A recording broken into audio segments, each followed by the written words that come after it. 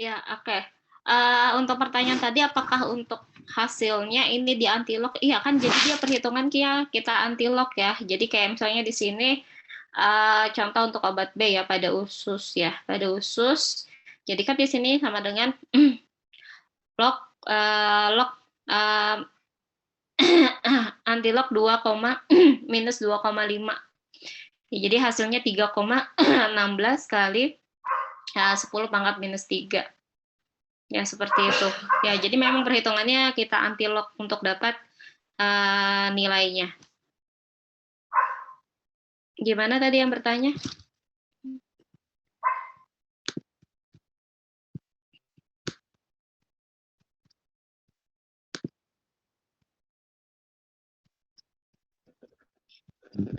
Gimana? Jelas, Bu.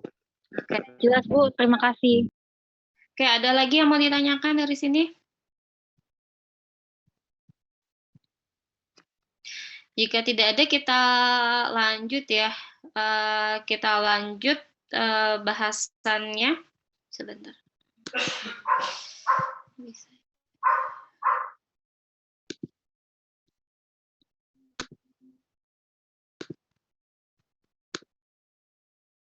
Kita lanjut bahasannya. Jadi yang kemarin kita bahasannya sampai pada persamaan Henderson-Hasselbalch ya, yang itu terkait dengan mekanisme difusi pasif. Selanjutnya ada mekanisme lain yaitu carrier mediated transport, di mana mekanisme ini merupakan perlintasan membran yang menggunakan suatu pembawa atau namanya drug transporter. Jadi drug transporter ini ada dua jenis, ada influx drug transporter ya, jadi transporter yang membawa obat bergerak masuk ke dalam peredaran darah ya, sehingga ini hasilnya positif ya, jadi nanti dapat meningkatkan konsentrasi obat di dalam plasma. Sedangkan ada juga transporter yang sifatnya efflux ya, jadi dia membawa kembali ya obat yang sudah masuk sudah apa ya sudah diabsorpsi, kemudian dia bawa keluar lagi ya, jadi dia mengefflux, mengeluarkan ya, jadi dia dampaknya negatif, dia akan menurunkan konsentrasi obat dalam plasma. Nah, contoh drug transporter ini banyak ya, jadi dia ada di usus, dia ada di saluran cerna, terus kemudian ada juga di BBB ya, blood brain barrier gitu. Nah, contoh nyatanya adalah dulu pernah ada penelitian, salah satu alasan untuk obat-obat ya, obat-obat untuk susah sekali masuk ke dalam bagian otak ini karena adanya transporter yang tipe efflux ya. Jadi obat itu udah masuk ya, sudah diabsorpsi, kemudian oleh transporter itu dia dibawa keluar kembali. Jadi memang ada dua tipe transporter ini. Ya, jadi dia kalau di sini dicontohkan, jadi ada pada saluran cerna ya. Jadi pada dinding saluran cerna ini terdapat obat, kemudian pada bagian epitel dari dinding sel usus ini nanti obat tersebut berikatan kompleks dengan si transporter ini atau karir. Nah, nanti dia akan si transporter ini membantu untuk melintasi membran biologis, kemudian nanti dia akan melepaskan obat ke peredaran darah ya. Jadi untuk karir mediated transport ini ya, kita bilang dia merupakan drug transporter yang jenisnya ada dua ya, yang influx yang membawa masuk obat ke peredaran darah, adapun yang efflux juga ya, yang dia itu membawa obat bergerak kembali ke daerah tempat dia terabsorpsi, sehingga akibatnya nanti dia akan menurunkan konsentrasi obat di dalam plasma seperti itu. Nah, kemudian selain itu juga ada mekanisme transport aktif ya. Jadi transport aktif ini merupakan mekanisme perlintasan membran ya, mekanisme perlintasan membran. Sebentar. menggunakan suatu pembawa ya yang memiliki kemampuan untuk membawa ataupun memindahkan zat melawan gradien konsentrasi, misalnya dari konsentrasi rendah ke konsentrasi yang lebih tinggi, di mana mekanisme transport aktif ini dia memerlukan energi atau ATP untuk untuk membantu terjadinya perpindahan tersebut. Tunggu sebentar.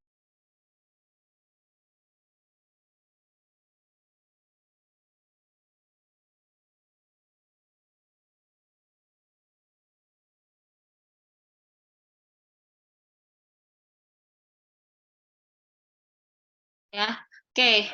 Ini untuk yang transport aktif ya.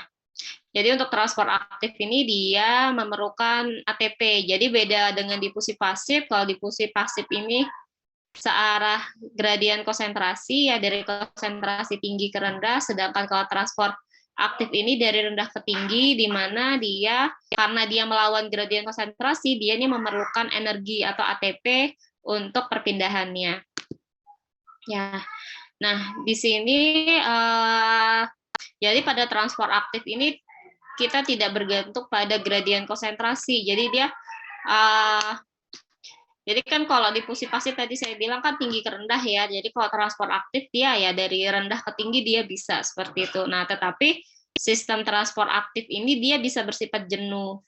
Jika semua molekul pembawa telah digunakan, maka kapasitas maksimalnya dia akan tercapai gitu. Jadi ketika semua karirnya itu sudah terpakai, ya penuh gitu, maka dia akan jenuh seperti itu, tidak akan lagi terjadi perpindahan. Ya, nah ini contoh dari transport aktif ya. Jadi ini kita lihat ya, ada bagian eksterior dan interior. Jadi dia mau bawa dari luar ke dalam ya. Di sini contohnya seperti perpindahan ion ya. Ion ya, perpindahan ion ya, ion natrium ya. Jadi dari eksternal ke internal. Jadi nanti dia yang ini ya, ini Na+ atau K+ pom ini adalah karirnya. Nanti si molekul yang akan berpindah ini dia berikatan ya, berikatan dengan pembawa ya. Kemudian nanti dia di sini ada dibantu dengan ATP ya, ATP. Kemudian nanti ATP ini akan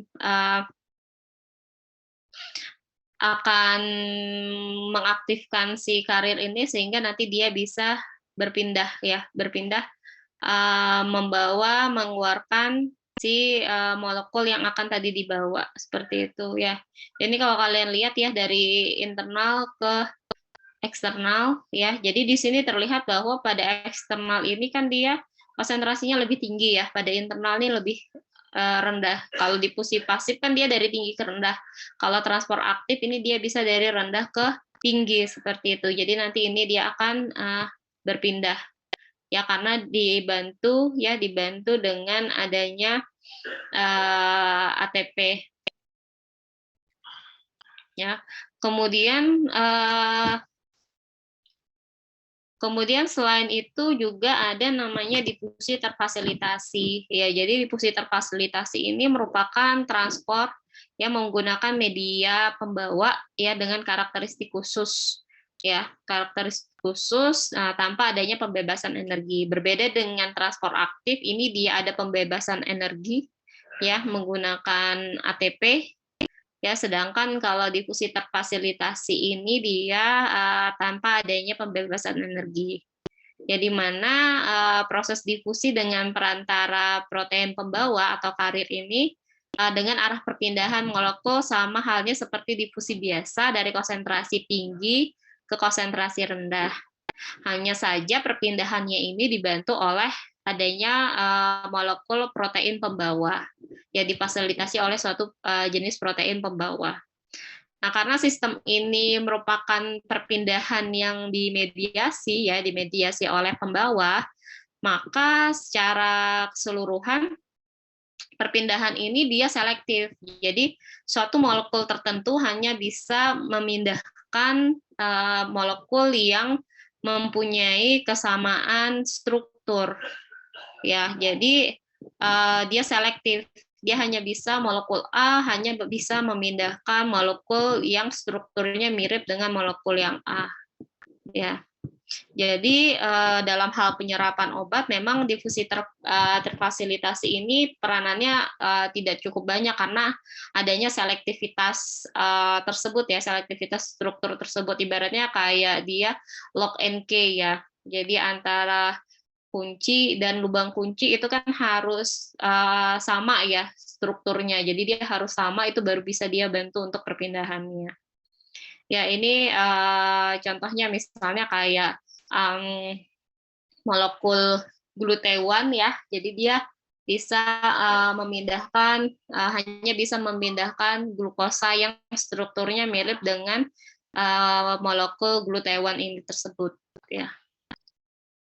Jadi kalau untuk obat ya tidak terlalu banyak ya bisa pindahan karena kan dia punya spesifikasi khusus untuk strukturnya. Ya, ini contohnya. Ya, terus kemudian untuk difusi terfasilitasi ini ya dia sama ya seperti difusi pasif, dia membawa dari konsentrasi tinggi ke konsentrasi yang lebih rendah. Kemudian ini adalah contoh-contoh ya, contoh-contoh transporter ya, pembawa yang pada bagian usus ya. Misalnya di sini amino acid transporter ya. Ini dia bisa membantu absorpsi untuk obat seperti gabapentin, kemudian metildopa, kemudian di sini juga ada contohnya PGV efflux ya. PGV efflux ini dia bisa membawa etoposide ya, seperti itu, ataupun monocarboxyl acid ya, ini dia bisa membantu untuk proses absorpsi dari asam salisilat seperti itu. Jadi kalau dilihat ini dia tidak banyak ya, jadi tidak banyak obat-obat yang bisa dibantu. Jadi dia hanya obat-obat tertentu yang strukturnya mirip ya dengan pembawa tersebut yang bisa dia bantu untuk proses perpindahannya. Ya, ini dia beberapa contoh lainnya ya. Nah, kemudian ini tadi yang sudah efflux. Kemudian selanjutnya ada juga namanya vesicular transport ya. Jadi vesicular transport ini dia merupakan satu gerakan aktif zat melintasi membran sel melalui vesikel. Jadi kalau kalian lihat di sini dia membentuk vesikel, ini mirip mekanismenya kayak kalau ketika kalian belajar di apa ya, kayaknya mungkin di biomedis mungkin ya, atau di biosel ya. Jadi proses perpindahan ya. Jadi dia perpindahannya itu dia membentuk vesikel. Jadi ibaratnya molekul obat itu seperti dimakan ya, seperti dimakan terus kemudian dipindahkan seperti itu. Nah, di sini juga jenis-jenisnya ada eksositosis, endositosis ya. Jadi ekso itu dia mengeluarkan ya, jadi bahan dalam cairan intraseluler ini ditelan oleh vesikel yang kemudian mengeluarkan isi vesikel ke dalam cairan ekstraseluler. Ini kalau kalian pernah belajar terkait komunikasi antar sel, kemudian sistem perpindahan atau komunikasi sel ya, ini adalah mekanisme yang terjadi. Jadi kalau eksositosis ini dia dari intrasel dibawa keluar, sedangkan kalau endositosis itu dari ekstrasel itu dibawa masuk ke intrasel seperti itu ya. Nah, dalam vesicular transport ini kita bagi menjadi dua. Jadi ada mekanisme pinositosis dan mekanisme fagositosis. Jadi kalau untuk pinositosis ini proses perlintasan membran untuk zat terlarut atau dalam bentuk cairan. Sedangkan kalau fagositosis itu proses perlintasan membran untuk partikel padatan atau molekul. Umumnya dia dibantu oleh makrofag seperti itu. Bentar. Ya, ini ada contoh untuk endositosis ya. Jadi kan kalau untuk kita proses absorpsi itu kan berarti proses endositosis yang kita bicarakan. Jadi dari luar sel masuk ke dalam sel ya. Jadi ini proses fagositosis adalah partikel padat ya, yang nanti di sini kemudian membran plasma ini membentuk pseudopod ya. Kemudian nanti dia membentuk fagosom, kemudian dia mengangkut masuk partikel atau molekul tersebut. Sedangkan kalau yang pinositosis ini dia dalam bentuk terlarut ya, juga akan dibawa masuk. Kemudian ada juga proses endositosis yang diperantarai oleh reseptor. Jadi reseptor-reseptor permukaan pada dinding sel ini dia bisa menangkap molekul-molekul tertentu ya, sehingga nanti dia bisa dibawa masuk ke intrasel. Nah, contoh dari endositosis yang diperantarin sel ini misalnya pada beberapa jenis obat kanker nih. Jadi beberapa jenis obat kanker, misalnya pengembangan obat kanker sekarang misalnya pada kanker payudara seperti itu. Nah, pada kanker payudara ini kan di permukaan sel kanker payudara ini banyak sekali mengandung reseptor CD44. Nah, reseptor CD44 ini dia reseptor CD44 ini dia terekspresikan berlebih nih pada permukaan sel pada kanker payudara. Jadi pada peneliti-peneliti sekarang dia mengembangkan nih obat ya, obat yang struktur permukaan obat tersebut itu dia strukturnya mirip dengan CD44 sehingga nanti ketika dia diberikan obat tersebut akan terikat pada reseptor CD44, nanti CD44 ini akan membawa masuk obat yang diberikan seperti itu ya. Jadi proses endositosis yang di sini diperantarai oleh adanya reseptor permukaan. Nah, ini adalah contoh ya kalau yang eksositosis ya. Kalau eksositosis ini kan kita tidak mengharapkan itu terjadi pada proses absorpsi obat seperti itu. Nah, di sini contohnya ya, jadi untuk proses endositosis ini proses absorpsi secara oral untuk vaksin polio ya. Jadi vaksin polio ini kan diberikan secara oral karena vaksin polio ini dia mengandung protein yang bermolekul besar. Jadi proses absorpsinya ini dia dibantu oleh mekanisme endositosis. Sedangkan kalau eksositosis ini contohnya kayak pengeluaran insulin dari pankreas ya. Jadi ketika gula darah itu tinggi seperti itu, nah ini akan terjadi pengeluaran insulin dari pankreas. Jadi dari intrasel ke ekstrasel seperti itu. Ya, tetapi kalau dalam obat, sekali lagi saya ulang, kita mengharapkan prosesnya endositosis, jadi dari ekstrasel dibawa masuk ke inti sel. Nah, selain itu juga ada mekanisme port transport ya. Jadi mekanisme ini melalui perlintasan melalui pori-pori ya. Jadi ini sudah sempat kemarin dijelaskan pada mekanisme paraseluler ya. Jadi dia perlintasannya melalui pori-pori membran sel ya. Jadi untuk molekul-molekul yang sangat kecil seperti urea, air ataupun gula ya. Jadi porinya ini sendiri mempunyai ukuran ya sekitar 70 ya, 70 Armstrong ya. Jadi dia hanya molekul-molekul dengan ukuran tersebut saja yang bisa melewati pori ini gitu. Kemudian di sini juga ada mekanisme perlintasan transport pasangan ion. Jadi di sini adalah perlintasan membran dari suatu senyawa yang sangat mudah terionkan pada pH fisiologis. Nah, ini adalah jawaban dari proses difusi pasif ya. Jadi kan kalau pada difusi pasif itu kan molekul obat yang tidak terionkan nih yang bisa berpindah. Nah, kemudian bagaimana nasib dengan molekul obat yang terionkan? Nah, untuk molekul obat yang terionkan ini ada mekanisme transport pasangan ion ya. Jadi Perlintasan ini terjadi dengan pembentukan kompleks yang netral ya, pasangan ion dengan senyawa endogen seperti musin, seperti itu ya. Jadi di sini contohnya kayak amphoteric B dengan DSPG gitu. Jadi ini dia membentuk kompleks. Nah, ini maksudnya. Jadi misalnya di sini pada gastrointestinal lumen ya. Jadi lumen pada saluran cerna, di sini kita ada obat yang terionkan nih, yang kation misalnya. Nah, kemudian bagaimana dia bisa melintasi membran ya?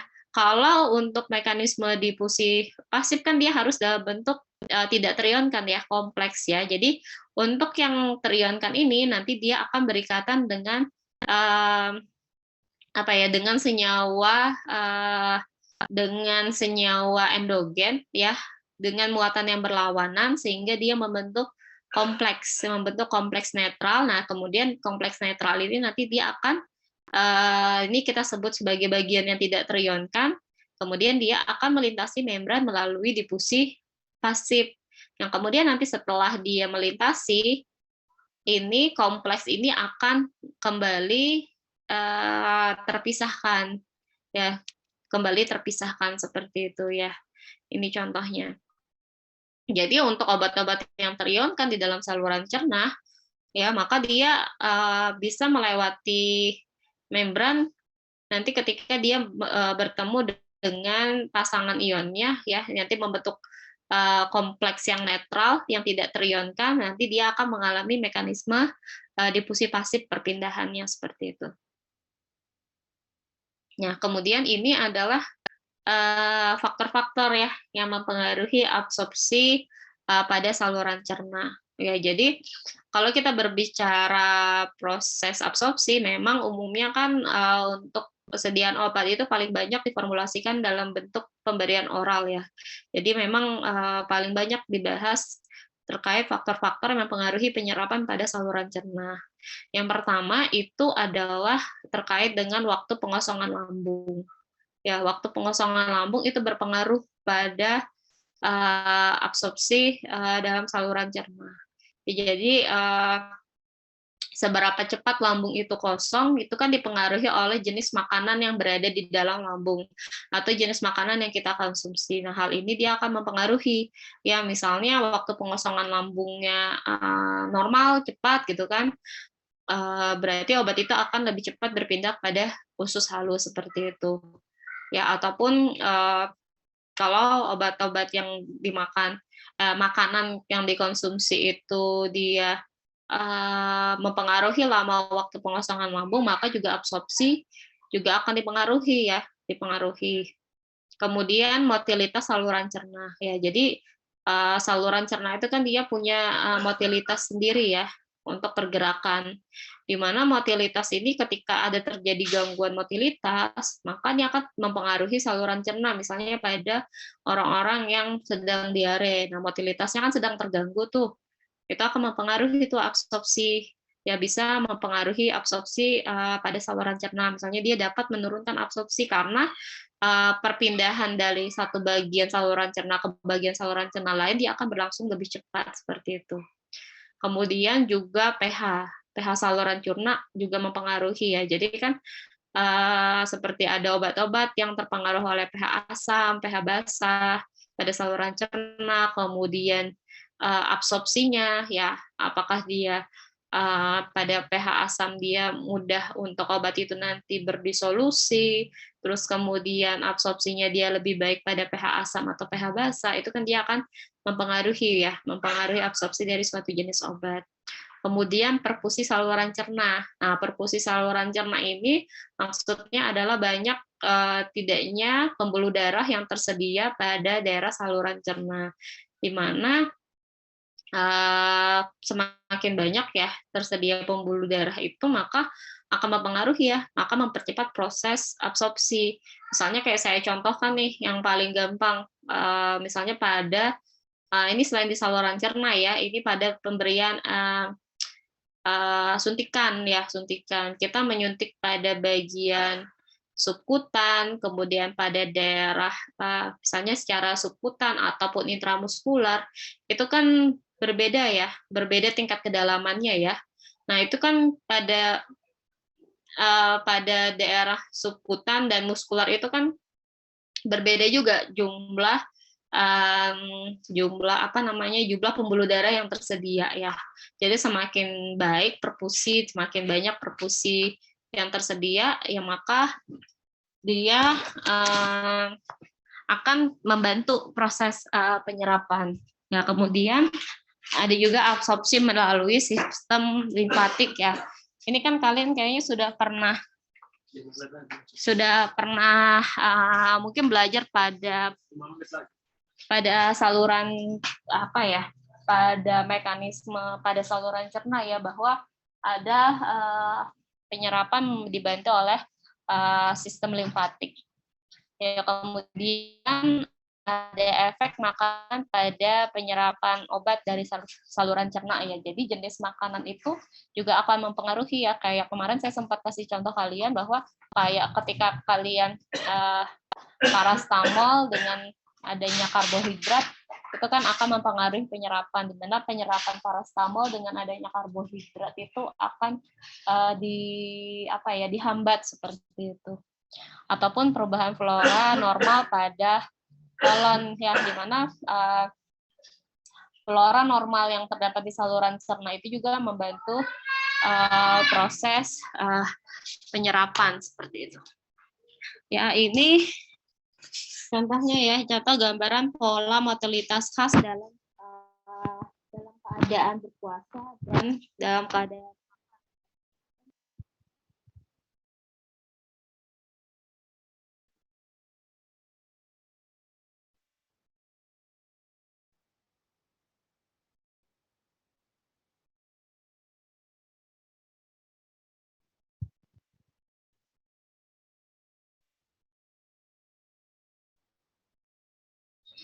Izin bertanya, Bu. Tidak ada suaranya ya, Bu? Oke, suaranya terdengar?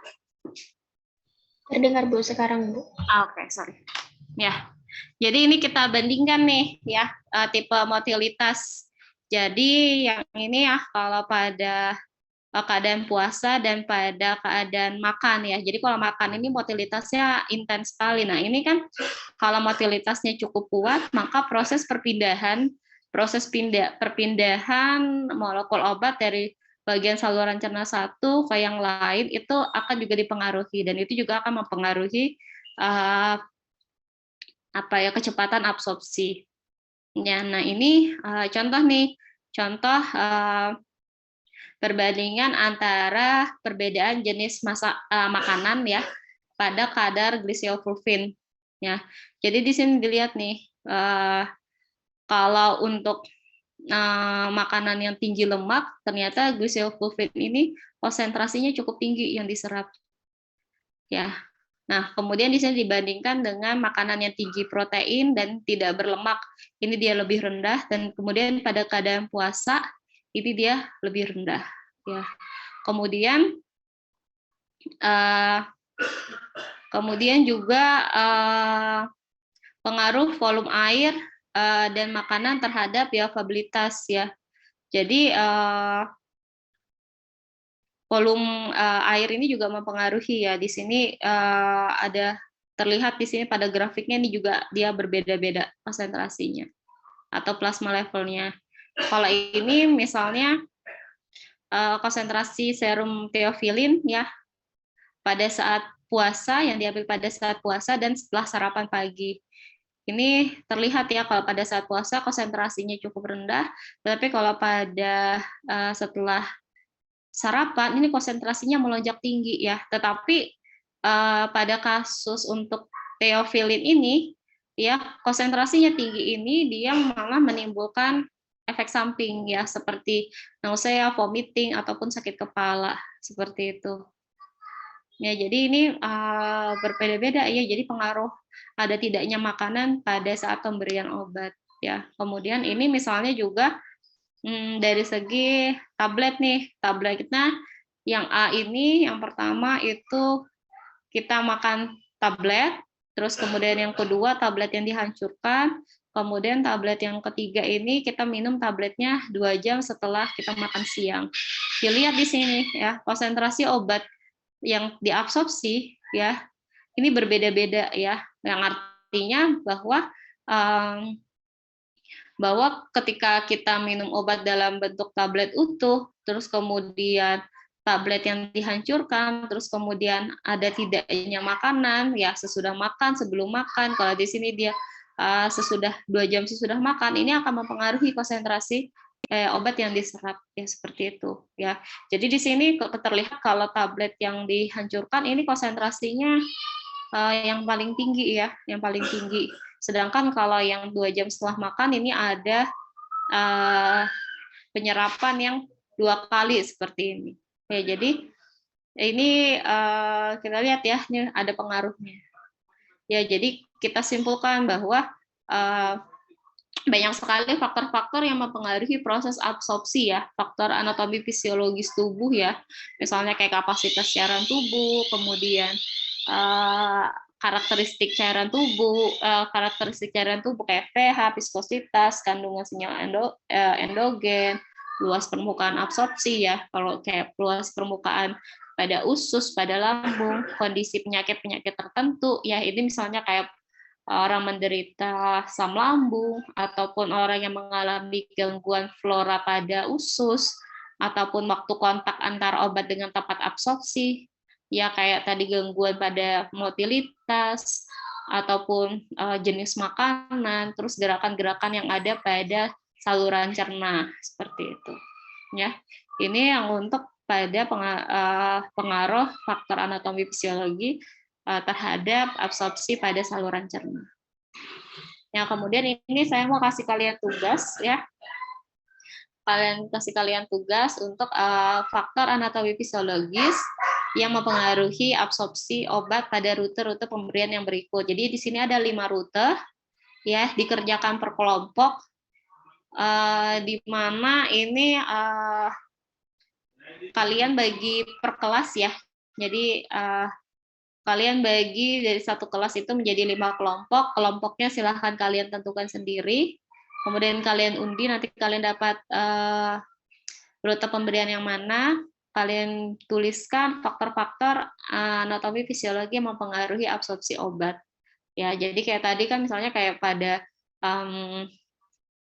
saluran cerna itu kan faktornya ada banyak ya. Yang tadi saya sebutkan yang seperti ini ya. Jadi kalian tuliskan faktor-faktornya apa, kemudian beri sedikit penjelasan terkait dengan faktor-faktor tersebut. Di sini ada rute parenteral, rektal, kulit, saluran nafas, dan okular mata. Jadi ini kalian buat dalam bentuk PPT berkelompok, satu kelas dibagi menjadi 5 kelompok, di mana anggotanya kalian tentukan sendiri dan temanya nanti kalian undi ya. Nah, kemudian tugas ini nanti dikumpulkan minggu depan ya, maksimal 1 jam sebelum pertemuan selanjutnya di minggu depan. Nanti dikoordinir cutting-nya untuk dikirimkan ke email saya. Oke, sampai di sini ada yang mau ditanyakan?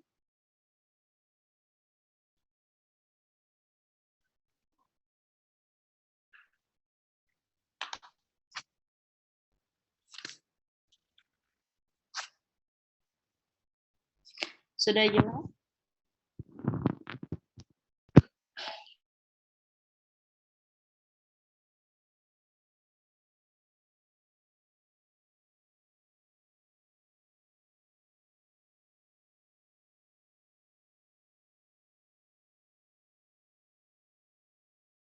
Kalian sebutkan faktor-faktornya apa, misalnya kayak tadi saya contohkan saluran cerna, faktor yang mempengaruhi absorpsinya adalah misalnya motilitas usus. Yang motilitas usus itu bagaimana sih pengaruhnya?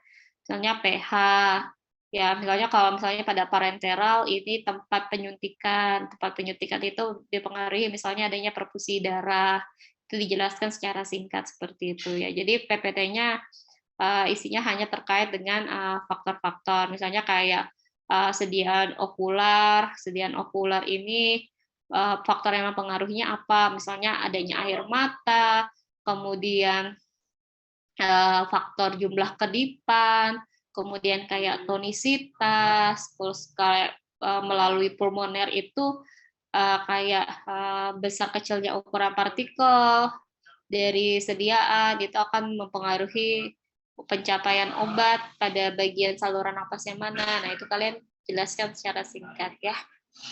Oke.